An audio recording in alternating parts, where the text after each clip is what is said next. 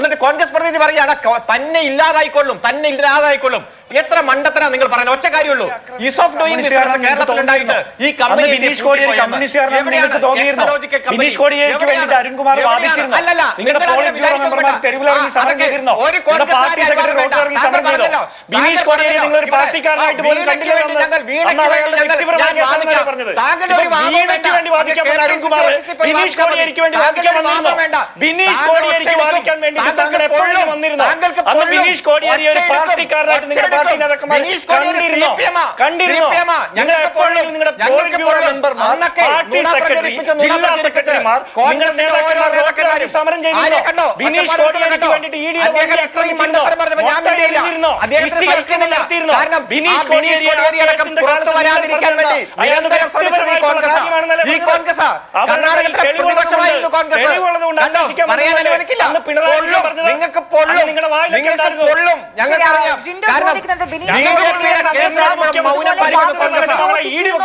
ഞങ്ങൾക്ക് എന്തിനാ പൊള്ളുന്നത്?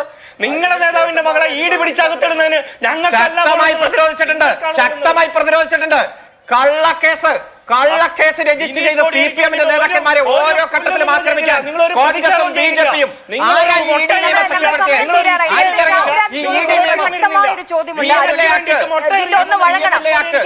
ചോദിച്ചൊരു ചോദ്യമുണ്ടായിരുന്നു ലേക്കർ ഇന്ത്യയെ കുറിച്ച്. 15 ലക്ഷം രൂപ മൂലധനമുള്ള ഒരു ഷട്ടർ തുറന്നതായിട്ട് പോലും കണ്ടില്ല. അതിനെക്കുറിച്ച് അരുൺ എന്തെങ്കിലും പറയാനുണ്ടോ?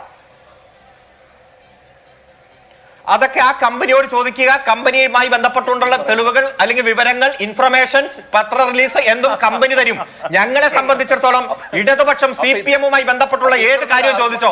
നിങ്ങൾക്ക് ചോദിച്ചോ. നിങ്ങൾക്ക് ഈ ED തന്ന ഈ കഷ്ണല്ലേ നിങ്ങളുടെ കയ്യിലുള്ളൂ. പിന്നെ ഓരോ പത്ര ചാനലുകൾ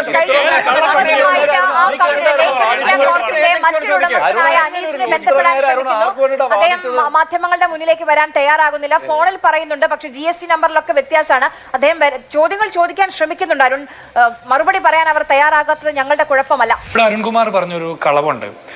CMR-ൽ നിന്ന് റെയ്ഡിന്റെ ഭാഗമായിട്ട് 2019 പിടിച്ചെടുത്ത ഡയറി, ആ ഡയറിയിൽ പേരുള്ളത് കൊണ്ട് ആ ഡയറി ഞങ്ങളുടേതല്ല എന്ന് പറഞ്ഞു. അരുൺകുമാറിനെ ഞാൻ വെല്ലുവിളിക്കുന്നു. നമ്മൾ കുറെ കാലമായി ഒന്നിച്ചിരുന്ന് പല ചാനലുകളിലും സംസാരിക്കാറില്ലേ? ഞാൻ ഇന്നേ വരെ ആ ഡയറി ഞങ്ങളുടേതല്ല എന്നുള്ളൊരു വാചകം പറഞ്ഞിട്ടുണ്ട്. താങ്കൾ തെളിയിക്കുകയാണെങ്കിൽ ഞാൻ വീണ വിജയന് വേണ്ടി വാദിക്കാം, അല്ലെങ്കിൽ താങ്കൾ അത് തിരുത്തണം. മനസ്സിലായില്ലേ? ഞങ്ങളുടെ നേതാക്കന്മാരുടെ പേരുണ്ട് എന്നുള്ള വാർത്ത വന്നപ്പോൾ, ഇന്ററിം സെറ്റിൽമെന്റ് ബോർഡിന്റെ റിപ്പോർട്ട് പുറത്തു വന്നപ്പോൾ ഞങ്ങളുടെ നേതാക്കന്മാർ എന്താ പറഞ്ഞത്? രാഷ്ട്രീയ പ്രവർത്തനത്തിന്റെ ഭാഗമായി തെരഞ്ഞെടുപ്പ് പ്രവർത്തനങ്ങൾക്കും രാഷ്ട്രീയ പ്രവർത്തനത്തിനും സംഘടനാ പ്രവർത്തനത്തിനുമായിട്ട് പലരിൽ നിന്നും പണം വാങ്ങാറുണ്ട്, പലരിൽ നിന്നും സംഭാവനകൾ വാങ്ങാറുണ്ട്, ഞങ്ങൾ വാങ്ങിച്ചിട്ടുണ്ടെന്നാ പറഞ്ഞു. അന്നേരം ഇല്ല എന്ന് പറഞ്ഞ ഒരാളുണ്ട്, എന്റെ കൈകൾ ശുദ്ധമാണ് എന്നും പറഞ്ഞിട്ട് ആകാശത്തേക്ക് ഉയർന്നിരുന്ന പോലെ ആ PV ഞാനല്ല എന്ന് പറഞ്ഞു. പ്രോമിനന്റ് പേഴ്സന്റെ മകളായിട്ടുള്ള വീണ തൈക്കണ്ടിയിൽ നിന്ന് പേര് കണ്ടപ്പോഴും പറഞ്ഞു ആ PV ഞാനല്ല എന്ന് പറഞ്ഞു. ഞങ്ങളാരും അങ്ങനെ പറഞ്ഞിട്ടില്ല. അതുകൊണ്ട് ഉറച്ചു പറയുന്നു, അന്വേഷിച്ചോട്ടെ.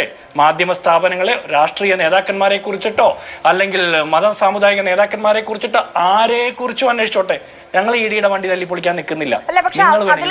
പിന്നെ രണ്ടാമത്തെ കാര്യം, അല്ലെങ്കിൽ പിണറായി വിജയൻ ഇതിന്റെ ഭാഗമായി കൂട്ടിക്കെട്ടാൻ പരിശ്രമിക്കുന്നത്, അവിടെയാണ് ഈ രാഷ്ട്രീയ വേട്ട എന്നുള്ള ആരോപണം വരുന്നത്. ജിൻഡോ,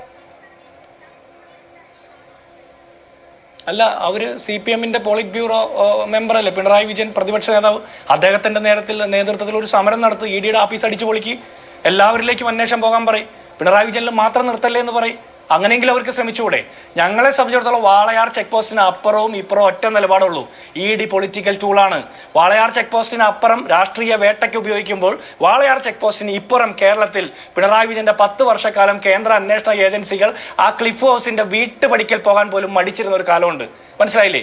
ഇപ്പോഴും ഇങ്ങനെ അങ്ങോട്ടും ഇങ്ങോട്ടും കൊളത്തി വലിക്കുന്ന പരിപാടിയേ ഉള്ളൂ, തീരുമാനത്തിലെത്തുന്നില്ല. ഞങ്ങൾ തീരുമാനം കാത്തിരിക്കുക. പിന്നെ അദ്ദേഹം പറഞ്ഞു പാർട്ടി ഇലക്ഷനിലേ തോറ്റിട്ടുള്ളൂ, പാർട്ടി ഇവിടെ ഉണ്ടെന്ന്. നിങ്ങൾ ഇത് ന്യായീകരിച്ച് പാർട്ടിയും കൂടി ഇല്ലാതാക്കും. എനിക്ക് അരുൺകുമാറോട് ഒരു ചോദ്യം. നിങ്ങൾ മിണ്ടാത്ത വീണയ്ക്ക്, നാളിതുവരെ പൊതുസമൂഹത്തോട് ഒരു ഉത്തരം പറയാത്ത, അച്ഛന്റെയും ഭർത്താവിന്റെയും പാർട്ടി തകർന്ന് തരിപ്പണമാകുന്നതിന് പല കാരണങ്ങളിൽ ഒന്നായിട്ടുള്ള എക്സാലോജിക്കിന്റെ പേരിലുള്ള മാസപ്പടി കേസിൽ നാളിതുവരെ പൊതുസമൂഹത്തോട് ഒരു അക്ഷരം മിണ്ടാത്ത വീണയ്ക്ക് വേണ്ടിയിട്ട് നിങ്ങൾ ഒരുപാട് മിണ്ടുന്നുണ്ട്. എന്റെ ചോദ്യം, AKG centre care of address ആക്കി വെച്ച് ഒരു ബിസിനസ് സ്ഥാപനം തുടങ്ങാൻ അരുൺകുമാറിന് അനുമതി കിട്ടുമോ?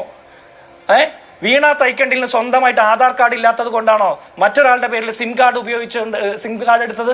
ഇതിനൊക്കെ നിങ്ങൾ എങ്ങനെ ന്യായീകരിക്കും? 20 കോടി രൂപ ട്രാൻസാക്ഷൻ ഉണ്ടെന്ന് പറഞ്ഞു, 85 കോടി രൂപ വിദേശത്തേക്ക് കടത്തി എന്ന് പറയുന്നു, ഹവാലയാന്നൊക്കെ പറയുന്നു. നിങ്ങൾ എങ്ങനെ ന്യായീകരിക്കും? വെറുതെ വായ്ത്താരിയിട്ടാ പോരാ, തെളിവ് കൊണ്ട് ന്യായീകരിക്കണം. ഞാൻ ED-യുടെ പക്ഷം ചേർന്ന് ഒരിക്കലും പറയില്ല. ED-യുടെ കൺവിക്ഷൻ റേറ്റ്, അവരുടെ രാഷ്ട്രീയ വേട്ടകൾ, ഇതെല്ലാം വിമർശിക്കുമ്പോൾ തന്നെ നിങ്ങൾക്ക് ഉത്തരവില്ല. അരുൺകുമാർ ഒരു കാര്യം പറഞ്ഞു, സേവനം എന്താണ് എന്നുള്ള മൊഴിയുണ്ടെന്ന്. ഈ മൊഴി എവിടെ പോയി കണ്ടുപിടിക്കാൻ പറ്റും? ഈ മൊഴി എവിടെയാ? അവൻ മൊഴി പറഞ്ഞു എന്ന് പറയുന്നു. അപ്പൊ പിന്നെ അരുൺകുമാർ വീണ തൈക്കണ്ടിലിന്റെ മൊഴി നേരിട്ട് കേട്ടിട്ടാണോ പണ്ട് പറഞ്ഞത് പവർ ബിൽഡർ, എക്സാലോജിക്, ടാലി, പിന്നെന്താ MS ഓഫീസർ എന്നൊക്കെ പറഞ്ഞത്? അല്ലെങ്കിൽ അരുൺകുമാർ കള്ളം പറഞ്ഞത്? അരുൺകുമാർ 2 വർഷം മുമ്പ് പറഞ്ഞ സേവനം എന്ന് പറഞ്ഞ കാര്യത്തിൽ ഇപ്പോൾ ഉറച്ചു നിൽക്കുന്നുണ്ടോ? എന്റെ ചോദ്യം അതാണ്. ഇല്ലെങ്കിൽ താങ്കൾ അറിയാത്ത കാര്യത്തിന് വേണ്ടിയാണ് ന്യായീകരിക്കുന്നത്. താങ്കളെ പോലുള്ള ആളുകൾ ന്യായീകരിച്ച് ഈ പാർട്ടി ഒരു പരിപ്പിളക്കിക്കൊണ്ടിരിക്കുകയാണ്. ഞാൻ ചോദിക്കട്ടെ, കോടിക്കണക്കിന് രൂപ പ്രതിഫലം വാങ്ങുന്ന ഒരു IT കമ്പനി നിർത്തിയിട്ട്, ഈസ് ഓഫ് ഡൂയിങ് ബിസിനസിന്റെ മോശം കൊണ്ടാണെന്ന് ഞാൻ വിചാരിക്കുന്നത്.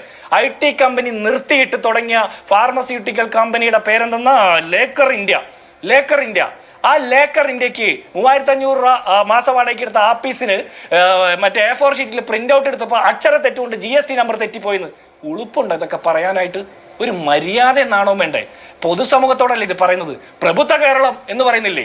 1-ാം നമ്പർ കേരളം എന്ന് പറഞ്ഞിട്ടുണ്ടല്ലോ നിങ്ങൾ. വിദ്യാഭ്യാസ രംഗത്ത് 1-ാം നമ്പറാന്ന് പറയുന്നത് ഈ കേരളത്തിലെ ആളുകൾ മുഴുവൻ വിഡ്ഢികളാണെന്ന് വിചാരിക്കരുത്.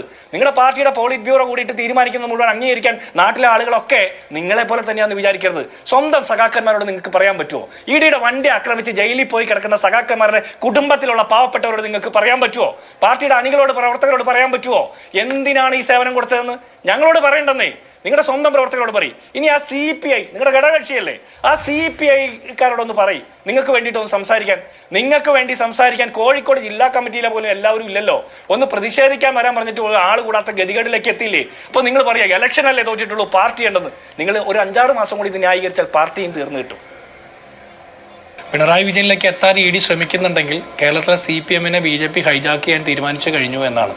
KK രാഗേഷ് കുറച്ച് ദിവസം മുമ്പ് കണ്ണൂർ ജില്ലാ സെക്രട്ടറി പറഞ്ഞതുപോലെ കേരളത്തിൽ CPM-ന് ഒരു തകർച്ചയുണ്ടെങ്കിൽ അതുകൊണ്ട് BJP-ക്ക് ഗുണം കിട്ടുക എന്ന് പറഞ്ഞത് പ്രവചനാപരമായിരുന്നു. എങ്ങനെ വേണം നമ്മൾ കരുതാൻ? കാരണം പിണറായി വിജയന്റെ മകൾക്കെതിരെയുള്ള SFIO അന്വേഷണം, ED അന്വേഷണം, അതുപോലെ കമ്പനികാര്യ വകുപ്പിന്റെ അന്വേഷണം, ഇങ്ങനെയുള്ള അന്വേഷണങ്ങളൊക്കെ നടക്കുന്നു. ഇന്ററിം സെറ്റിൽമെന്റ് ബോർഡിന്റെ കണ്ടെത്തലിനെ തുടർന്നാണല്ലോ. അതുപോലെ മകന് വന്ന ED നോട്ടീസുണ്ട്, അച്ഛന് ലൈഫ് മിഷൻ കേസുണ്ട്, പ്രിൻസിപ്പൽ സെക്രട്ടറി ജയിലിൽ കിടന്ന കേസുണ്ട്. അങ്ങനെ ഇതെല്ലാം കൂടി വരുമ്പോൾ ആ കുടുംബത്തെ ഒന്നാകെ കൈകാര്യം ചെയ്താൽ കേരളത്തിലെ CPM-നെ മൊത്തത്തിൽ BJP-യിലേക്ക് എത്തിക്കാൻ പറ്റുമെന്നാണ് അവർ വിചാരിക്കുന്നതെന്ന് തോന്നുന്നു. അല്ലെങ്കിൽ പിന്നെ ഇങ്ങനെ ഒരു ആരോപണത്തിന്റെ കാര്യമില്ലല്ലോ. കാരണം കേരളത്തിലെ CPM പിണറായി വിജയന്റെ ഫാമിലി ട്രസ്റ്റായിട്ട് മാറിക്കഴിഞ്ഞു. അപ്പോൾ പിന്നെ പിണറായി വിജയനിലേക്ക് കണക്ട് ചെയ്താൽ അത് CPM-നെ തകർക്കാൻ നോക്കുന്നതാവും. കാരണം ഏതെങ്കിലും ഒരു രാഷ്ട്രീയ നേതാവിനെ കണക്ട് ചെയ്യുമ്പോഴത്തേനും അത് ആ പാർട്ടിയെ തകർക്കാൻ നോക്കുന്നതെന്ന് തോന്നുന്നത് അതുകൊണ്ടായിരിക്കും. ഞാൻ വിചാരിക്കുന്നത്, എനിക്ക് അരുൺകുമാറോടൊരു ചോദ്യം, നിങ്ങൾ പറയുന്ന എല്ലാ ന്യായത്തിനോടൊപ്പം നിൽക്കുക. ED-യുടെ ഈ രാജ്യത്തെ രാഷ്ട്രീയ താല്പര്യങ്ങൾ കേന്ദ്ര സർക്കാരിന് അനുകൂലമായിട്ട് പ്രതിപക്ഷ രാഷ്ട്രീയ ചേരിയിൽ നിൽക്കുന്ന നേതാക്കന്മാരെ വേട്ടയാടാൻ വേണ്ടിയിട്ട് ഒരു പൊളിറ്റിക്കൽ ടൂളായിട്ട് ED-യെ ഉപയോഗിക്കുന്നതിനൊക്കെ നിങ്ങളോട് പൂർണ്ണ യോജിപ്പാണ് ഞങ്ങൾക്കും. നമ്മൾ ഒന്നിച്ചാണ് ആ കാര്യത്തിലൊക്കെ സമരം ചെയ്യുന്നതും പ്രതിഷേധിക്കുന്നതൊക്കെ. അവരുടെ കൺവിക്ഷൻ റേറ്റ്, അവർ എടുക്കുന്ന നടപടികൾ, വൈറ്റ് വാഷിംഗ്, ഇതിനെല്ലാം യോജിപ്പുണ്ട്. ഒറ്റ ചോദ്യത്തിന് അരുൺകുമാർ ഉത്തരം നൽകിയാൽ മതി.